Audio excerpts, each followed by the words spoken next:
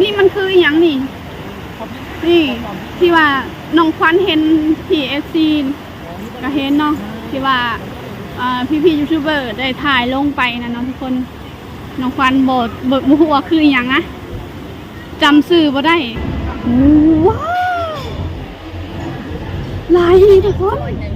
ป้าเบิ่งชาวต่างชาติคือหลายแท้นี่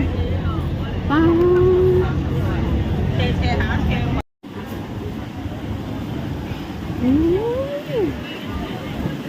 ว้าวทุกคนต่างชาติเยอะมากว้าวสบายดีสวัสดีค่ะพี่FC ทางฝั่งไทยแล้วก็ฝั่งลาวนะคะตอนนี้น้องขวัญก็อยู่ที่เอเชียทิกนะคะทุกคนน้องขวัญจะพาพี่FC เดินชมดูบรรยากาศอยู่ที่เอเชียทิกนะคะทุกคนนี่ทุกคนนี่มันคืออย่างนี่ที่ว่าน้องขวัญเห็นPFCก็เห็นเนาะที่ว่าพี่ยูทูบเบอร์ได้ถ่ายลงไปนะเนาะทุกคนน้องขวัญบอกหัวคืออย่างนะจำสื่อบ่ได้น้องขวัญอยู่ฝั่งนี่แต่ว่ามื้อนี้มาคือแบบชาติต่างชาติหลายแห่งคนมาแบบเต็มตะลึงทุกที่ก็คือมีแต่ชาวต่างชาติเต็มหมดเลยนะทุกคนนะเบิ่งน้องควันมาเท่าใดกับบ่เบื่อเนาะก็คือแบบชาวต่างชาติเยอะมาก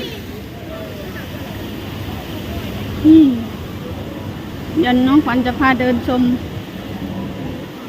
ทุกจุดทุกมุมทุกที่นะคะ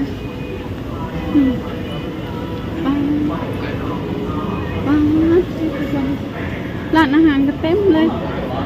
เบิ่งพี่หลึกว่าชาวต่างชาติมาบ่หวั่นบ่ไหวเลยแบบเยอะมากหลายแห่งคนวันนี้น้องควันก็ได้โอกาสมาเนาะได้โอกาสมาถ่ายคลิปถ่ายวิดีโอให้ PFC ได้เบิ่งได้ชมกันเนาะว่าสวยงามขนาดใด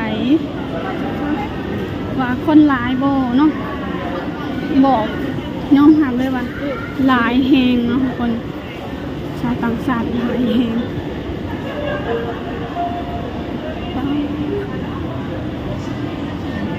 นี่เดี๋ยวน้องควันสิหย่างลงไปข้างนอกวันอยู่แถวฐานเรือเนาะว่ามันสิหลายสำใดชาวต่างชาติสิหลายสำใดเนาะเดี๋ยวไปเบิ่งไปชมพร้อมๆกัน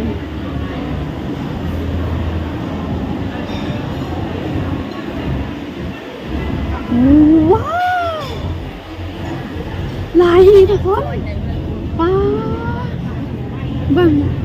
ชาวต่างชาติคือหลายแท้นี่ป้าวัดชาวทุกคนหลายแท้มีทุกชาติเลยป้าวันนี้เป็นวันหยุดเนาะหลายเป็นพิเศษเลยวันนี้ป้าแต่คุณทุกคนแน่นว่าสุดสายตาเป็นยังบ่หมดมันคนเนาะหลายแห่ง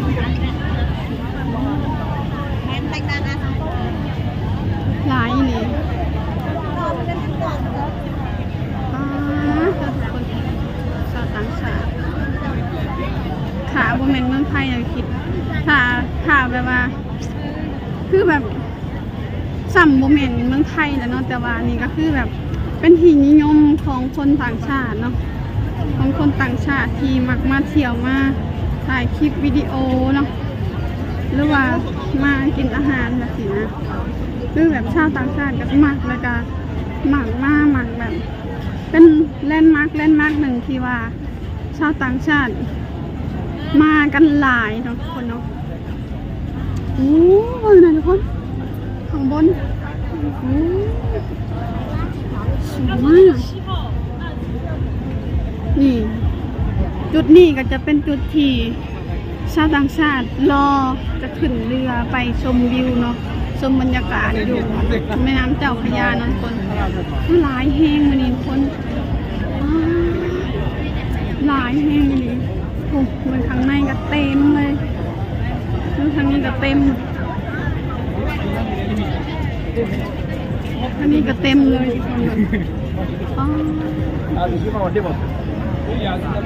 Jadi ya tu โอ้ saya ยทุกคน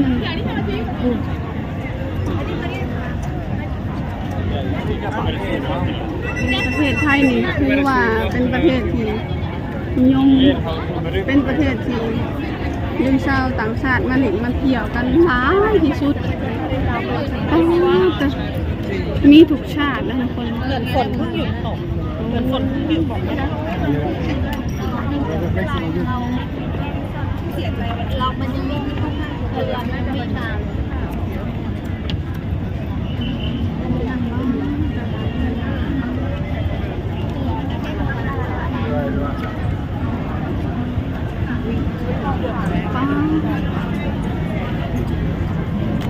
ให้อยู่ที่เดิมกัน ตัวหลายแห่งเลยทุกคนโอเคนะทุกคนในคลิปนี้น้องขวัญก็สิจบไปเพียงเท่านี้ก่อนเด้อจ้าเดี๋ยวเจอกันใหม่คลิปหน้าจ้าสบายดีสวัสดีค่ะ